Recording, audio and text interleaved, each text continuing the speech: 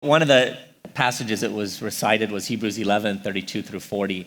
And I've always found that so inspiring when we're thinking about, and that's called, the Hall of Faith, Hebrews 11, Right. all of these saints of old and all that they endured and went through.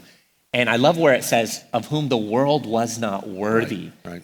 And what we often miss is then in chapter 12, verse 1, it says, therefore, since we are surrounded by so great a cloud of witnesses, let us cast aside the weights, the sins that so easily entangle us, and let us run with endurance the race that is set before us. And the whole connection there is, look, they endured, they persevered through all that they went through, right? Sawn in two. That hasn't happened to any of us. Right. They were hiding out in caves. They were beaten. You think of what Paul the Apostle went through and the endurance in that. And so when we look at our race that's before us, we can think, wow, we have these great witnesses that showed us the way and endured.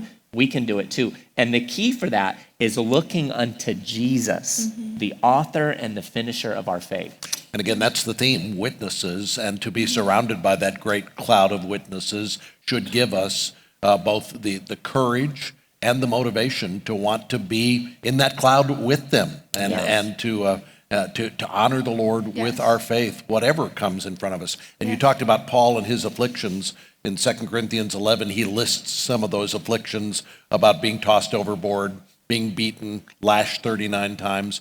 But he referred to those kinds of afflictions as light and momentary afflictions that were preparing an eternal weight of glory. And we have to think, whatever we're going through today, whatever the challenges we're facing, the Bible defines those as light and momentary afflictions. You may look at it as, it doesn't feel light to me, it doesn't feel momentary, but when we think in terms of eternity and the blessing that's ahead, these are indeed light and momentary afflictions. Amen. Yeah. And the key is looking unto Jesus, and Jesus was an example to us in that, because it says, for the joy set before him, he endured the cross. Right. So as we look to him, standing there at the finish line waiting for us, we can be inspired.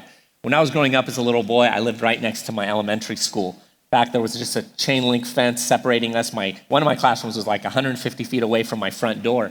And I remember we would have PE regularly.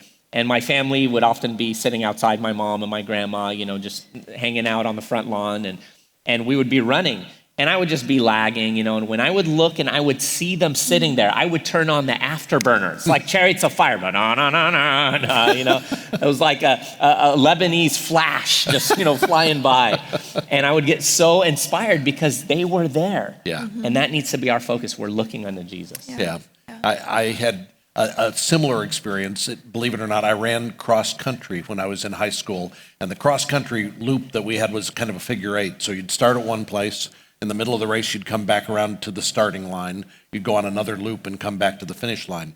Well, in those times when I was farther away from the finish line or where the crowd was, my pace would get a little slow. But as I saw the crowd there cheering me on, it helped me pick up my pace. And I think to myself, part of our job is to cheer on those who are around us, who are lagging, and then to listen for the cheers of others and to be inspired and motivated by that. Yeah. How long ago was that, Pat? It was many moons ago. Many moons ago. Now I do cross walking instead of cross country. It's about as far as I can do.